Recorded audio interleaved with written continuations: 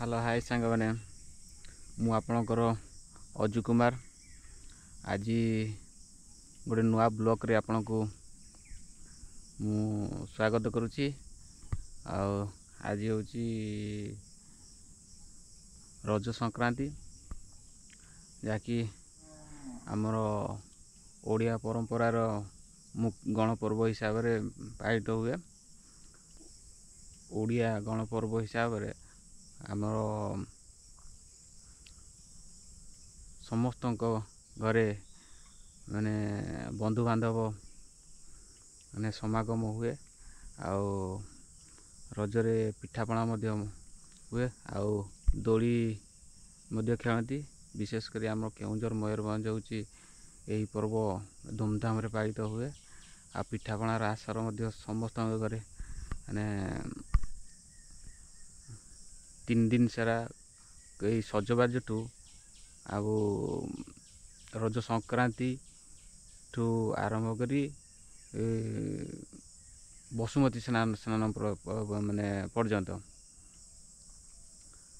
यही 4 दिन भल भाव पालन करा हुए।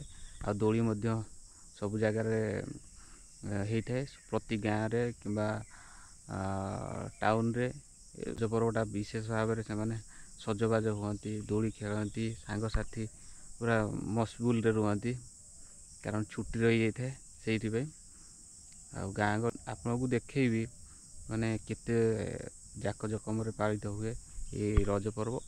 आ दोली देखेबी आपन को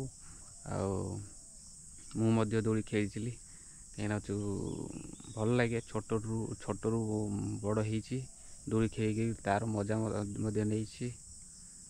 हाँ चलतु देखा मुझे मु दोली खेलुवा दोली केमिति हेची केते दोली हेची केमिति पालन करुछंती दोली केते मजा नउछंती छोट और बड़ भाई भौणी टू आरंभ कर समस्ते माने दोली खेलती।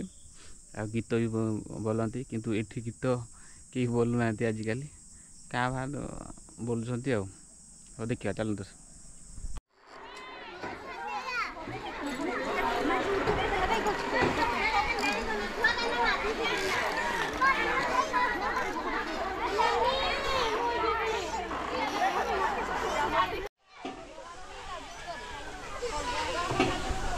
गीत गाओ हैं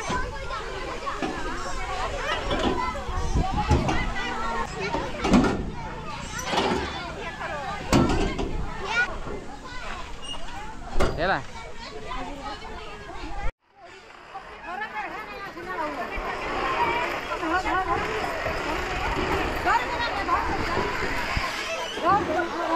ये बाजी जी बाबा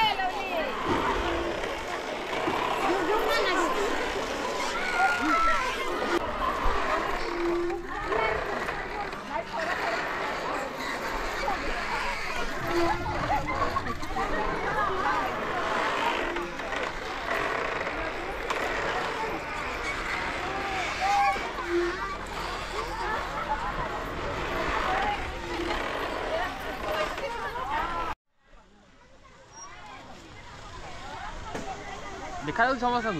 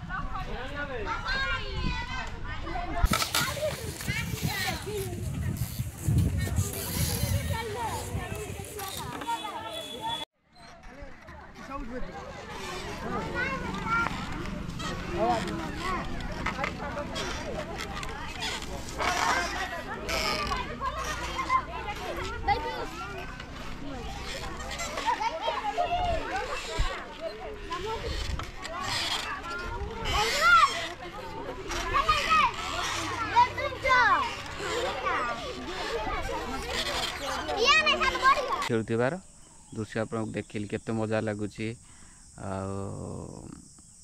भल माने समस्ते ଧର ସାଙ୍ଗସାଥି ସମସ୍ତେ ଏକାଠି ମିଶିକିରି ଦୋଳି ଖେଳିବାଟା ବହୁତ ଆନନ୍ଦ ଲାଗେ।